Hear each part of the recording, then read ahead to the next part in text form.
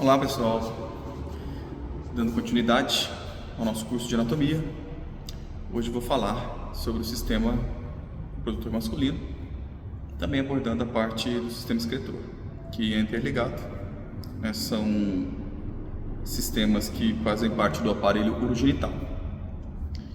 Então, vamos começar com a parte masculina, por ser mais simples, né? Parte reprodutora, né? Pois bem, aqui eu fiz um desenho de como se você estivesse vendo uma pessoa em corte sagital, ok? Ou seja, ela sofreu um corte assim e você retirou essa metade que está voltada para vocês e está vendo a pessoa em corte de dentro para o lado, ou seja, da medial para a lateral. Então isso aqui seria uma metade direita de uma pelve. Aqui a gente tem a coluna, tentei esboçar aqui de uma forma bem simples, somente para poder conseguir nos orientarmos, né? Aqui a gente tem o osso púbico, a coxa direita, o abdômen, ok? Beleza, como nós já vimos no sistema digestório, né? Aqui nós temos a parte terminal do intestino, né? Ampola retal, reta e ânus. Isso não vou voltar. Mas aqui para a gente entender a proximidade com o escroto, que é a bolsa escrotal que envolve o aparelho, a gônada masculina, que é o testículo, e o pênis logo aqui adiante. Vamos às estruturas. Como já estávamos falando, aqui nós temos o testículo, onde são produzidos os nossos gametas, os gametas masculinos, né? E também a testosterona, o nosso hormônio sexual. Nesse local, chamado epidídimo, que parece como se fosse um chapéu em cima do testículo, o que a gente tem? Um conjunto de canalículos que vão manter o espermatozoide por um determinado tempo para que ele possa se amadurecer. E aí em seguida ele vai seguir para o canal deferente, que passa de forma bastante estranha, né? Por debaixo da pele, através de um conduto que tem ali, o funículo espermático, né? Que não tem só o canal deferente, mas eu resumi, mas tem artéria gonadal, veia gonadal, túnica d'Arctos, túnica vaginal, quer dizer, tem nervo genitofemoral, enfim, uma série de elementos ali, músculo cremastério, que vão estar junto com ele. Mas o que mais nos importa aqui nesse momento é o canal deferente, ok? Ele vai levar os espermatozoides e passa na frente do osso púbico, entra pela parede do abdômen, passa lateral à bexiga, atrás dela, e vai chegar nesse pontinho que está vendo ele chegando aqui. Aí eu desenhei aqui esse outro órgão chamado próstata. O canal deferente vai entrar na próstata, certinho? Os espermatozoides vão ficar aguardando aqui.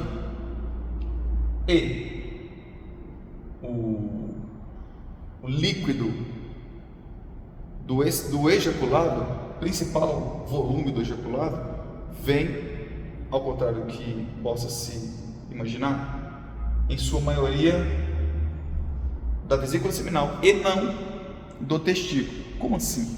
As células gonadais, os espermatozoides, vêm do testículo. O líquido vem da vesícula seminal. Maior parte do líquido, claro. Os espermatozoides estão imersos em um líquido ao subir pelo canal deferente, óbvio. Mas a grande maioria do fluido que transporta o espermatozoide para fora do pênis, ele vem da vesícula seminal, ok? Pronto. Primeira dúvida que talvez possa ter surgido na sua cabeça: é esse canalículo aqui, o canal deferente, que eu corto quando vou fazer vasectomia?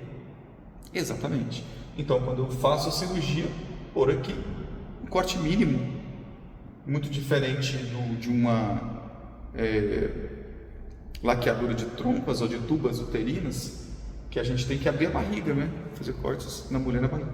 No homem não, é uma pequena incisão aqui, é quase que subcutâneo, tem que acessar o funil espermático ali dentro, seccionar esse conducto, né?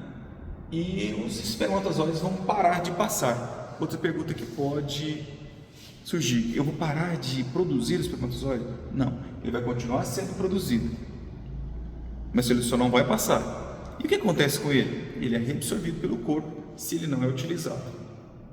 E assim eu continuo também produzindo a minha testosterona, né? Então, quando eu faço a vasectomia, eu não paro de produzir testosterona. Não é uma castração, diferentemente que talvez alguma pessoa possa pensar, tá bom?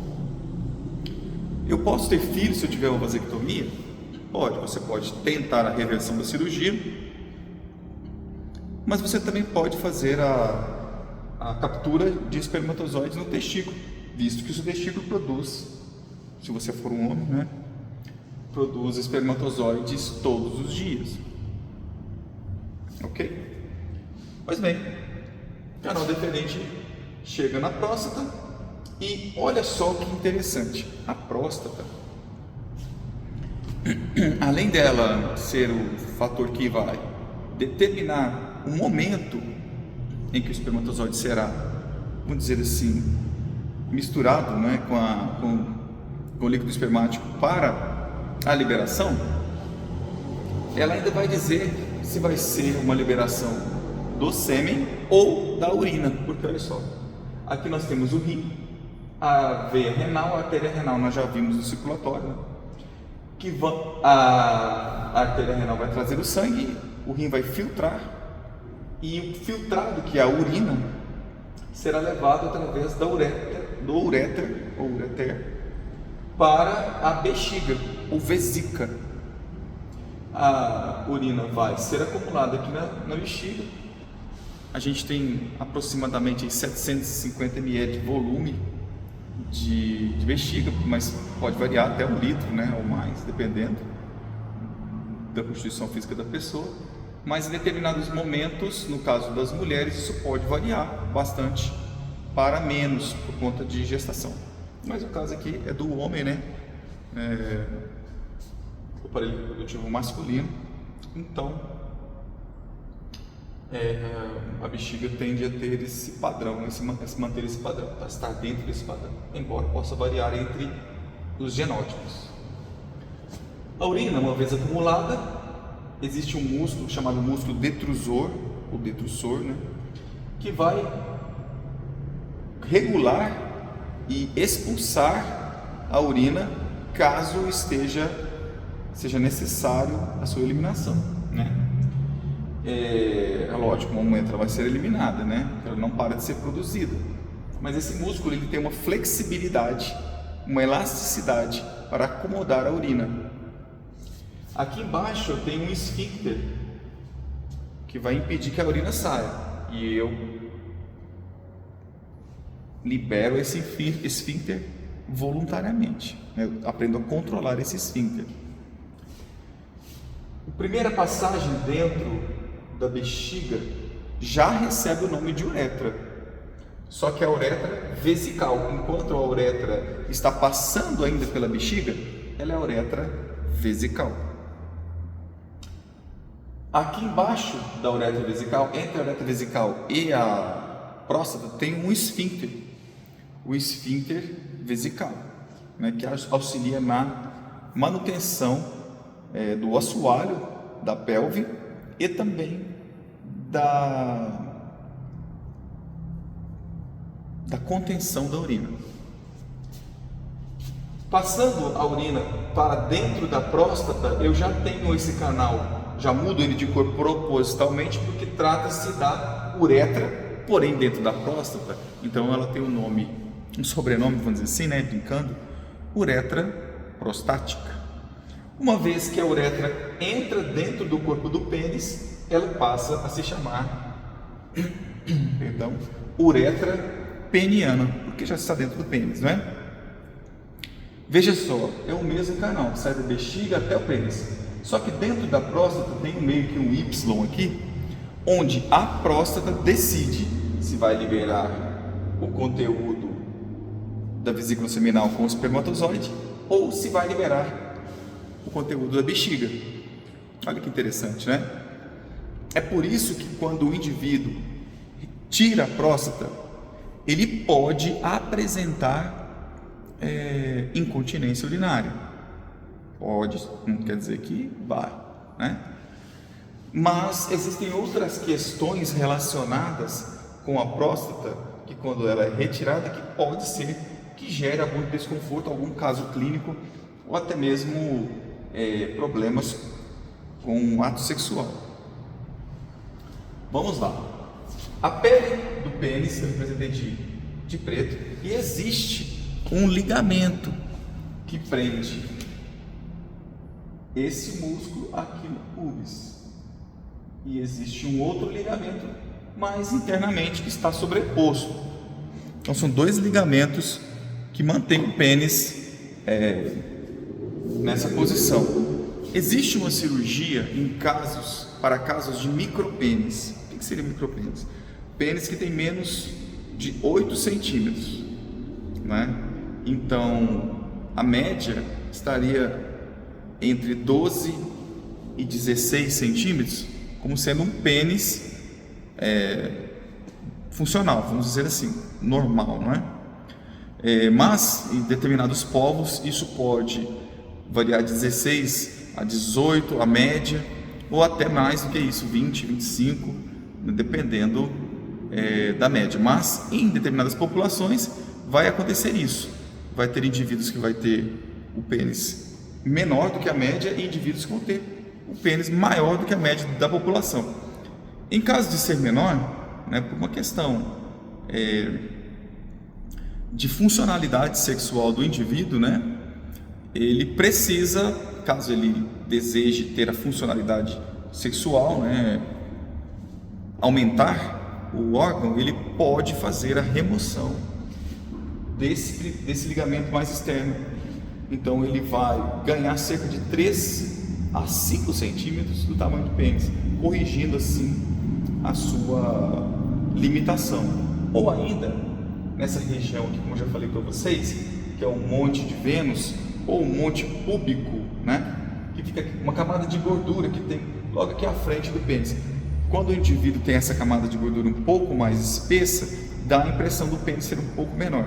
Então, também há como fazer a retirada dessa gordura, dando um aspecto um pouco mais harmônico para o órgão genital. Ok? Qualquer ajuda, né? já tá bom, né? Bom, vamos lá, brincadeiras à parte.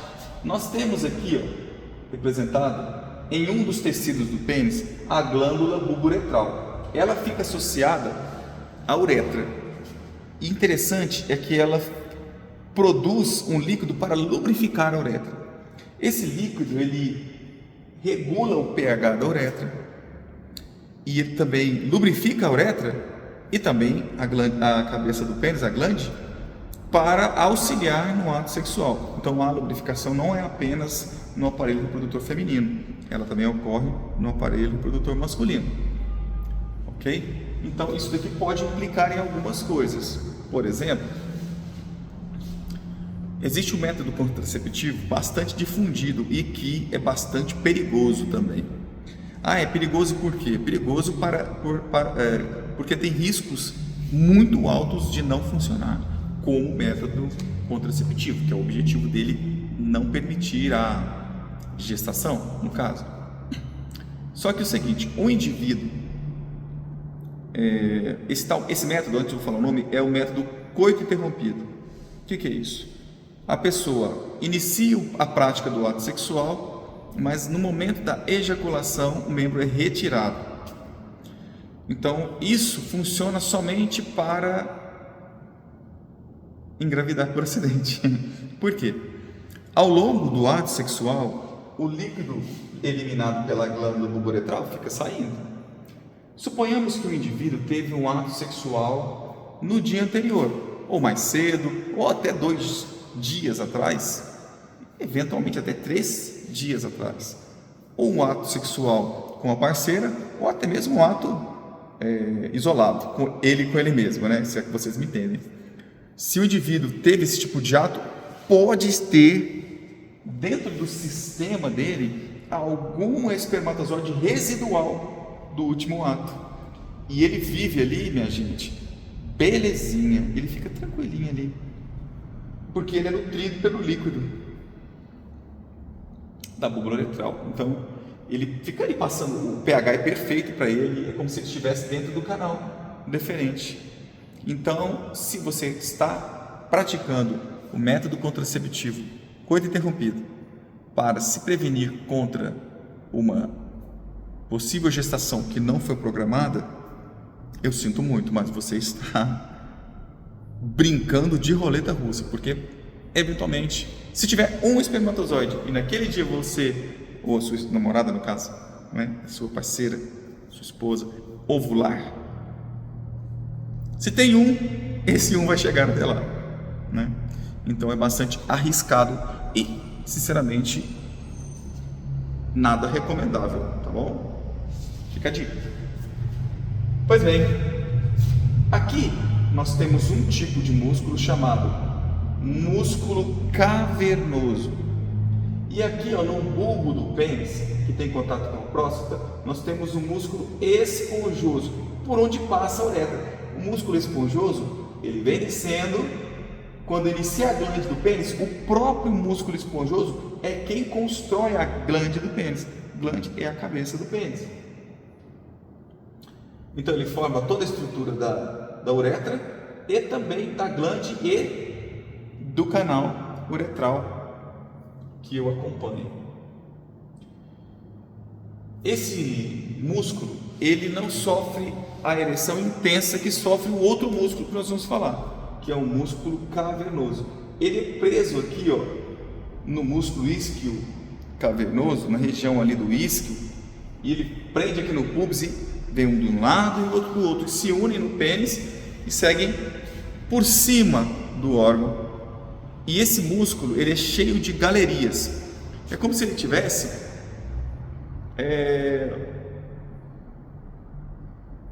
sabe aqueles furinhos que tem nas buchas de lavar bucha vegetal, de tomar banho, né, de lavar louça? Então, quando ele está vazio, o pênis fica flácido, ou seja, em repouso. Artérias que chegam nesses músculos, a artéria cavernosa direita e esquerda, cada uma para o seu músculo, né, trazem até o pênis o sangue. Então o sangue entra e vai enchendo aquelas galerias com sangue, e isso vai fazendo com que ele ganhe turbidez ou turgidez, né, começa a encher aqueles tecidos internos, e existe uma camada, a túnica albuginea, que vai impedir a expansão além dela. Então, conforme o sangue vai entrando e enchendo os canais cavernosos, a túnica vai se expandindo como se fosse uma bexiga, só que cheia com sangue. Então, ela vai ocupar o limite da túnica e o pênis passa a iniciar o processo de ereção. E o pênis ganha em ereção graças à entrada do sangue. Então, existem mediadores químicos, sinalizadores, né, do nosso sistema nervoso, que estimulam a entrada do sangue para vísceras, inclusive para o corpo cavernoso do pênis.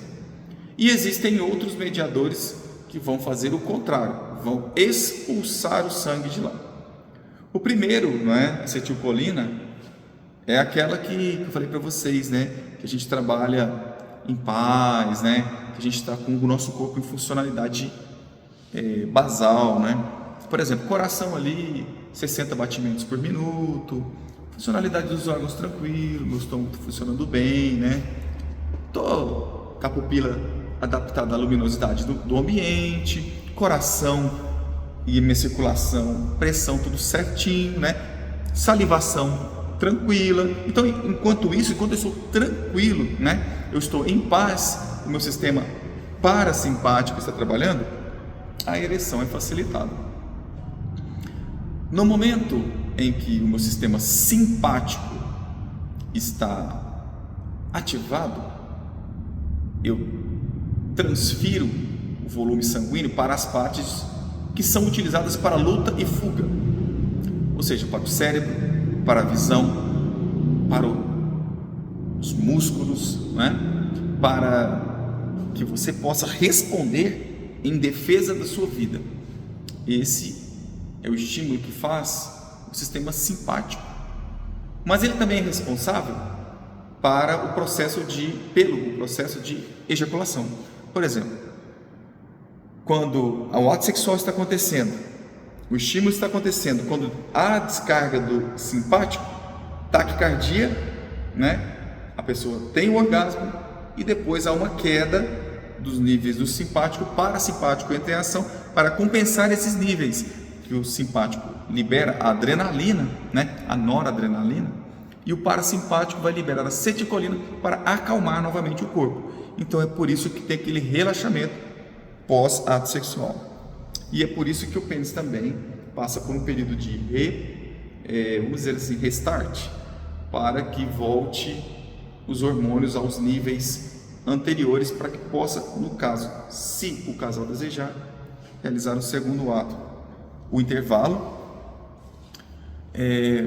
ou às vezes tentar manter o ato, mas é contra a dinâmica natural do corpo, embora seja possível e treinável, vamos dizer assim, né? Você adapta o corpo a essa situação.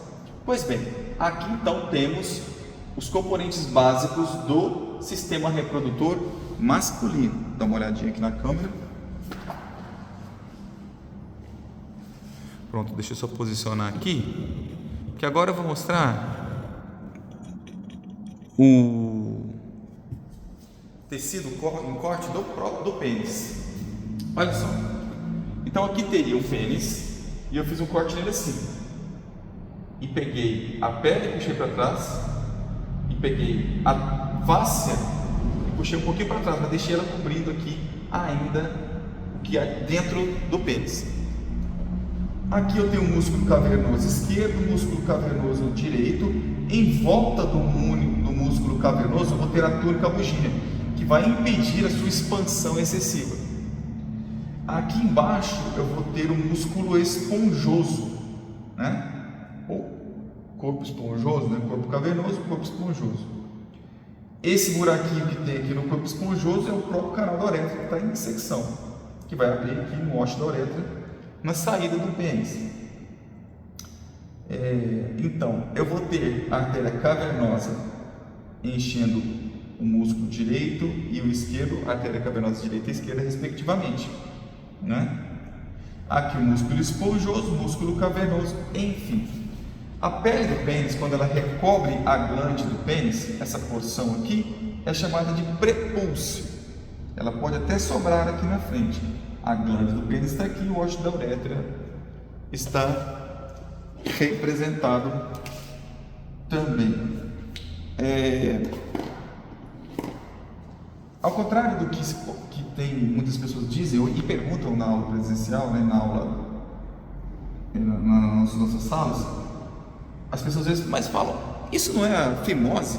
Não é esse não? Não, fimose é o excesso de pele do prepúcio e ela precisa ser operada quando o indivíduo não consegue expor a glande ao retrair o prepúcio. Por quê? Porque a cabeça do pênis, a glande, precisa ser exposta para poder sofrer a asepsia, limpeza, né?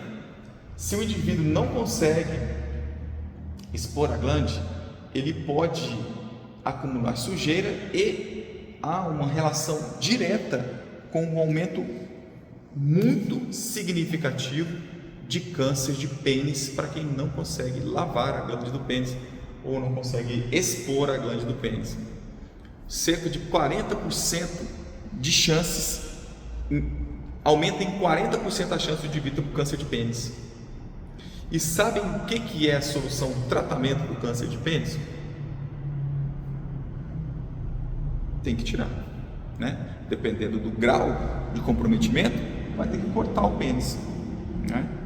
Então, assim, É claro que é uma parte do corpo muito importante para nós homens.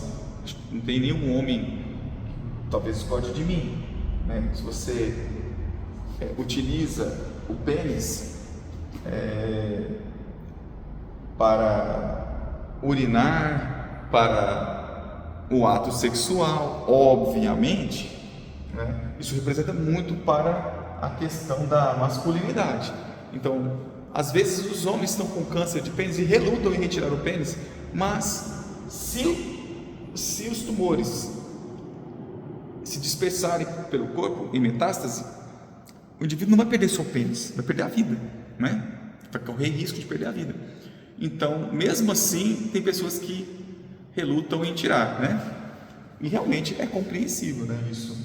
Mas é a solução e não há o que se fazer, né? O indivíduo vai poder fazer uma plástica, tentar repor, manter o máximo que ele puder do pênis, né?